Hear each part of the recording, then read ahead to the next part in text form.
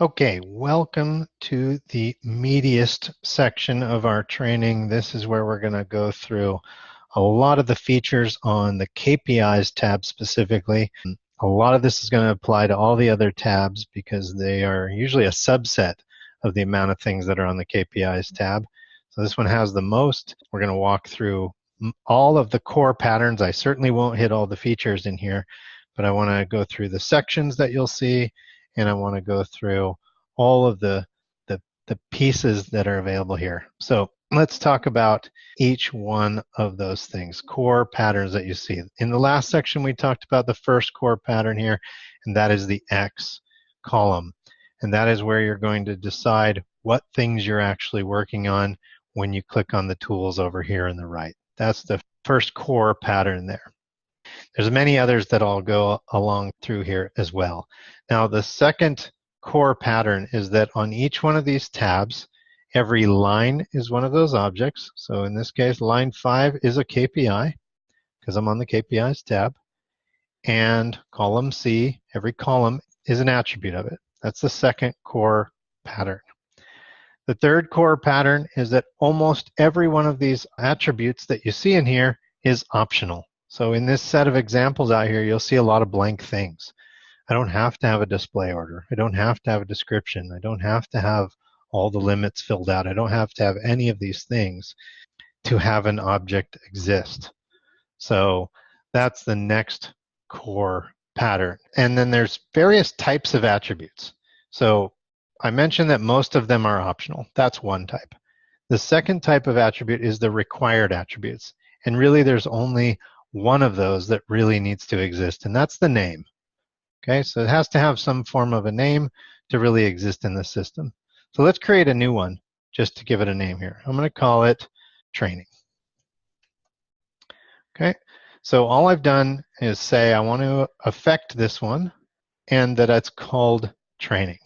Now, the third required thing is some sort of identification that will allow it to appear in a group or somewhere. Okay, now there's two ways here. Groups can be either dynamic, meaning based on attributes, or they can be fixed, meaning I determine that this is always a member of that group. For simplicity here on this first one that we're going to make, I'm going to make it a fixed member of a group. Let's put it in this extant group here. So all the groups that exist in my whole system, of which there's a lot, are in here. I'm going to say, let's make it extant. So this is all that's required to make an object exist or viewable in the end result. Now, if I click Save over here, that's going to save this as a KPI. It now exists in the system, but it has no other attributes. It has no data associated with it. It has no status. It has really no meaning, no anything. And if I leave the browser open in the back long enough here, you'll eventually see this KPI show up. I'm going to force a refresh, and it usually takes about 30 seconds or so. This one's already here. So there it is at the very end, the training KPI. It has no status, it has no trend, it has no actual. I can't obviously build any of these visualizations with it because it doesn't know anything about it yet. Okay, so that is another core pattern, is that those are another set of attributes. Those are the required ones. The third type of attribute that's important to understand is the custom attributes. And we talked about them when we did the site-wide settings. They're under the attributes section here.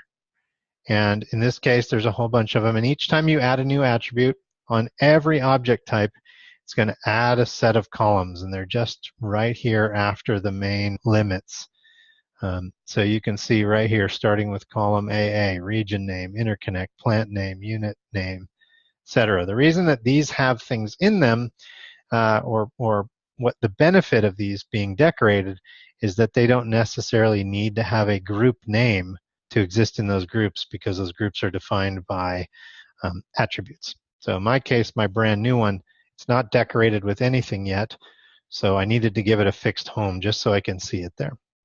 So that's another core pattern, is the types of attributes: required attributes, optional attributes, and custom attributes. Now, before we start building too many other things, let's talk about another core pattern, and that is, or another core feature, and that is basic and advanced mode.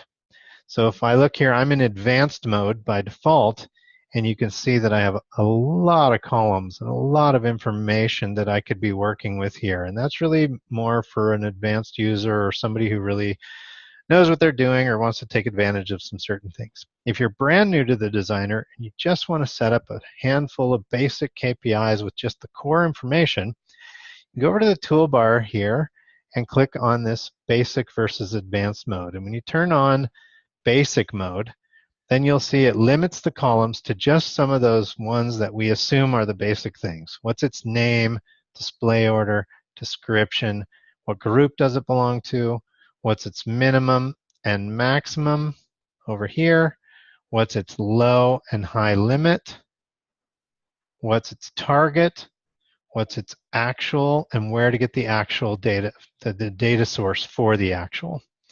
So that's basic mode. Beyond those attributes in basic mode, you have a few display ones. What unit of measure and how to display it? Is it in or out of service? Should I show or hide it right now?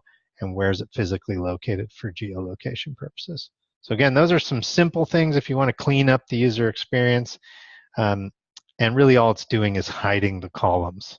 So if I turn this back to advanced mode, the information stays the same. It just unhides all those columns. Okay, so another kind of core thing to understand about the software. Now let's talk about the sections here. You can see this right here in cell B1. I'm in the basics section.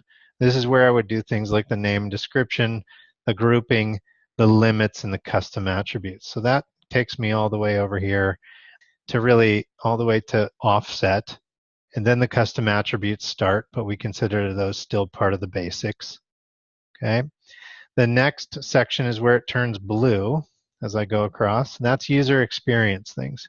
Things like the numeric format, how many decimal places, the unit of measure, who those contracts are on these specific KPIs for alerting, all these other things you may want to override.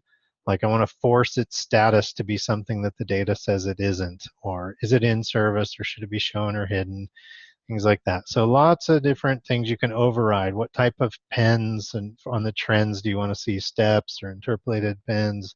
A lot of advanced features. I won't go through them all, of course.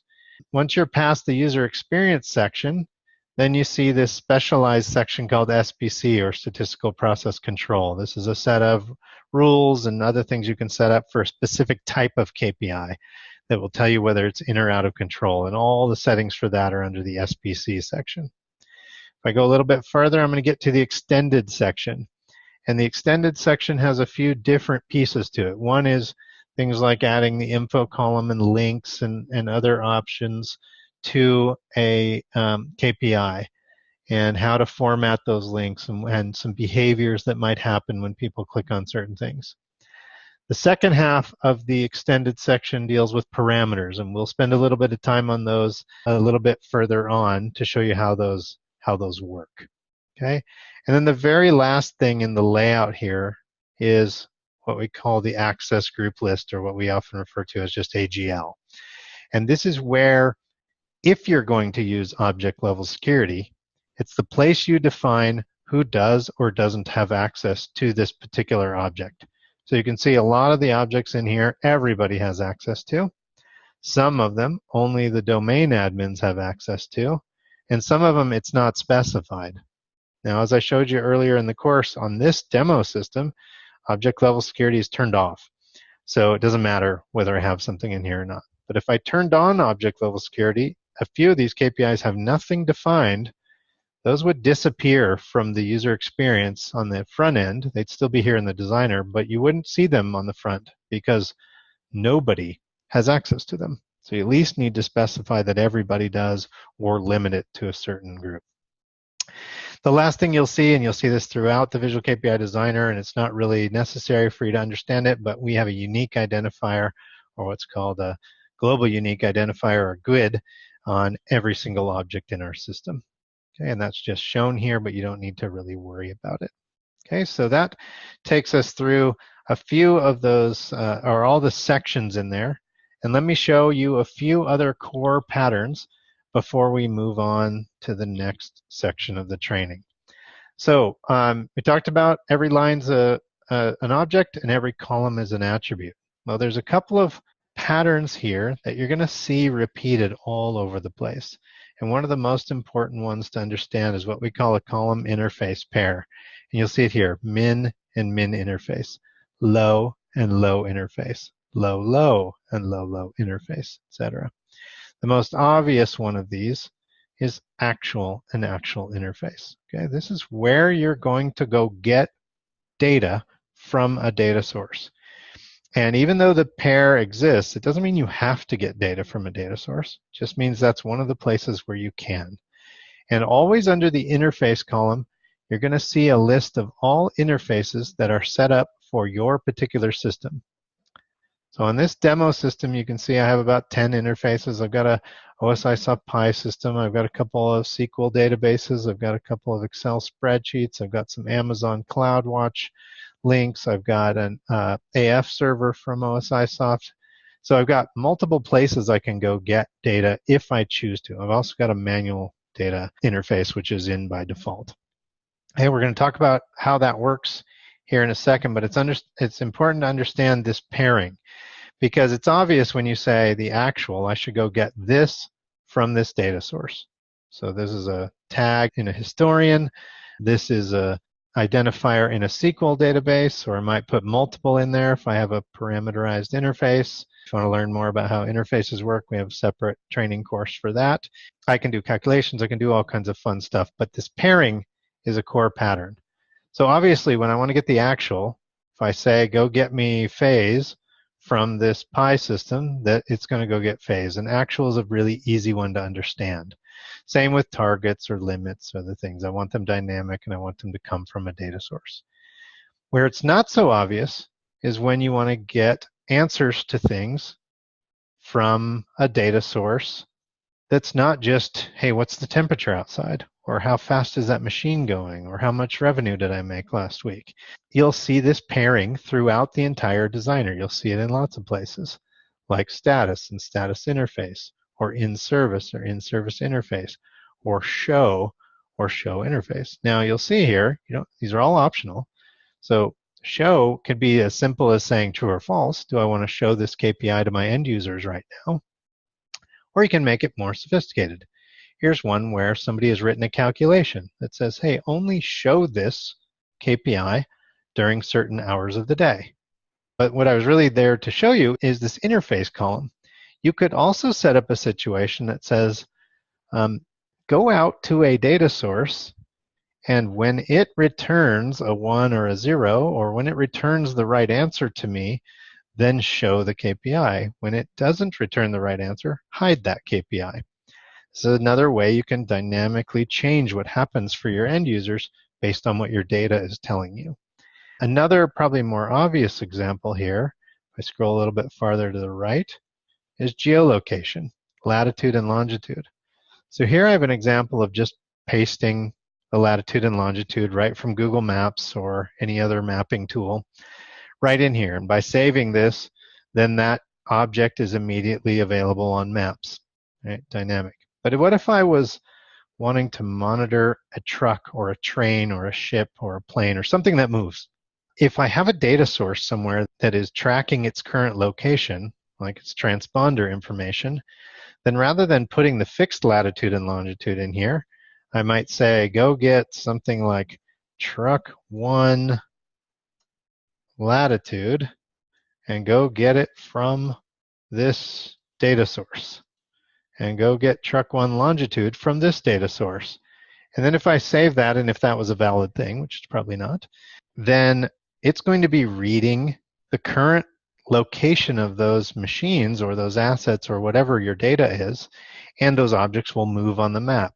So again, it's not just for getting the actual value or the target or limits. You can use it all over the place in our system. So again, the core concept I want you to understand there is this concept of this pairing, which doesn't always require you to use the second part of it. It's just there to highlight to you that, hey, this is a place where I can go get information from an external data source. Okay, so that's a little bit about those interface column pairs. The last thing I'll show you in this section before we move on is the concept of links. And there's a few different ways to use links. I'm going to go over here to the right to the extended column, and I'll start with the more common part of links. And here are where you define links. And let me show you where they might show up in the user interface. So I think this gross megawatts, this has a couple of links in it. So let's find that one. Gross megawatts right here. So you can see somebody has put in a link and then a second one. You can see it's separated by a semicolon up here. So there's two links in here. And you define the link itself. Then you might say, what's the description of it? And that's going to determine what appears here. If there's only one link, you'll see it right here, and it'll go right to the link. If there's multiple links and you click this, it's going to take you to a page with those two options, and you could have multiple links or a longer list here of links you want right in the end user experience. So that's where you would define a link. The other way you can link an object is through something called the info column. So you can see here in this case, for this group called Exton, somebody has overrode the concept of the info column and renamed it comment, but it's still the info column back here. In info, you can go get data for, so this is getting the total megawatts from this data source. You can also say it's unit of measure and all that, but you can also give it a URL. And you can see somebody put an info description that will create the tooltip. So that's why it says that's my boy there. And this piece of data is linkable to Google, where this one down here has no link. It's data, but no link. So if I click on this one, it should take me to Google. Yep. So that is a simple view of links. Now links appear throughout. Like I said, you'll see many places on many objects where you can link to both other parts of Visual KPI or outside of our system. So with that, we'll take a pause and move on to the next section and go into the next level of detail. See you there.